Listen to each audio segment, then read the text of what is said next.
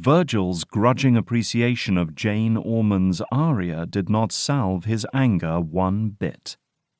He resented like hell that he couldn't have her thrown into Newgate Prison, where she belonged. She had costumed herself like a French queen from the previous century, but she appeared uncomfortable with the illusion.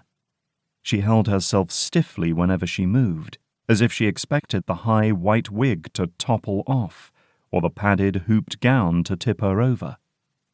The confidence of her voice contrasted with her physical awkwardness. Poses of professional self-possession contrasted with short strolls of vulnerability. He was not fooled by her calculated charm. With her wide eyes and full lips and intimations of frailty, she affected the most dangerous type of innocence. It was the kind that prompted a man to want to lay down his life to protect it, but which provoked another, darker part to imagine stripping off her clothes and destroying it. She moved in his direction, raising her head for the high notes of a vocal display. Her gaze met his.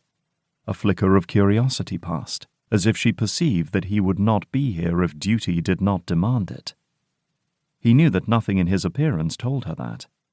This gaming establishment had added stage shows to cater to men of his class.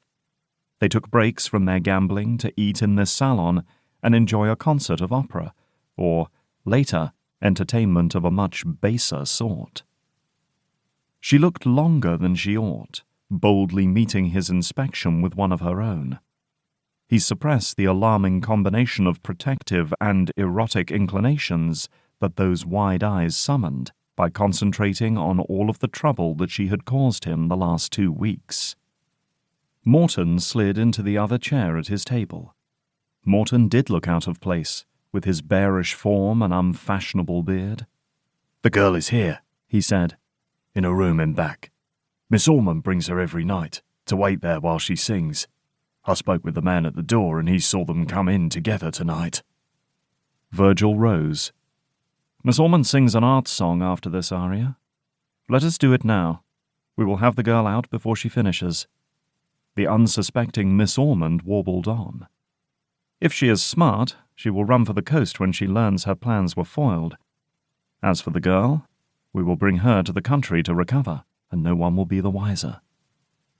He was assuming, of course, that Miss Jane Ormond had not already sold the girl to the highest bidder. He narrowed his attention on the deceptively ingenuous face beneath the towering white wig. There was something intelligent in those eyes.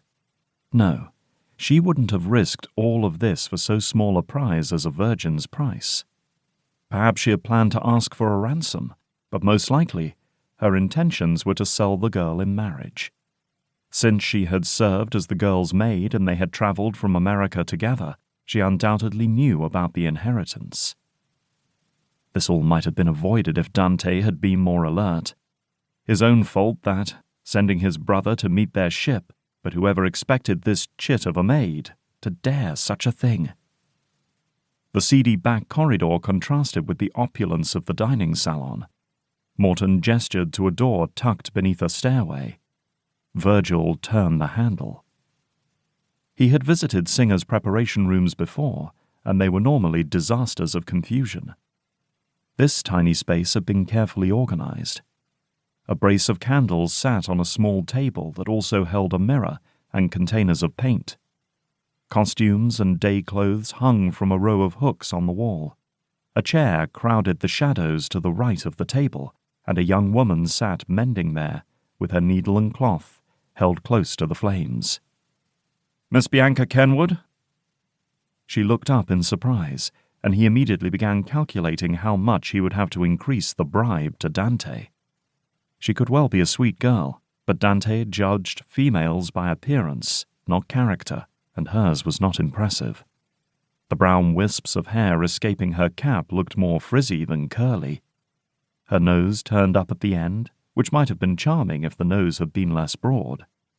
"Miss Kenwood, I am Leclerc. Oh! This is Morton, my valet. I have a coach behind the building and we will take you there at once. Your ordeal is over, and I assure you that no one will ever know about this unfortunate interlude." "Oh! Oh, my! If you will come at once, please. I will deal with Miss Ormond later. Right now it is best if we remove you from here. Oh, I don't think... That is... She cowered back, making gestures of resistance and confusion. He bent toward her and smiled reassuringly. He noticed that her gown was of the most common sort, a grey, simple broadcloth. Evidently she had no sense for fashion either. Come, my dear. It would be best if we left before... Who are you? The voice asking the indignant question was feminine, melodious, and young. Vergil pivoted to see Marie Antoinette standing in the doorway, hands akimbo on her little waist, the broad-hipped gown flaring out to span the threshold. Well? Who are you, sir? And what are you doing here? Miss Kenwood leapt up and darted over to Miss Ormond, who embraced her protectively. So that was how it was. Of course she had befriended the girl. It wouldn't have worked otherwise. Your concert is finished? He asked. The leader of Briefworks. Now, if you would leave, please. My sister and I... Miss Ormond, this young woman is not your sister. She is no relation to you whatsoever. You may have convinced her to come with you, but your behavior has been nothing less than abduction, and will be seen as such by the magistrate. Miss Ormond eased the girl away, then pressed her gown so that she could squish into the room. The breadth of the ridiculous skirt forced Morton against the wall.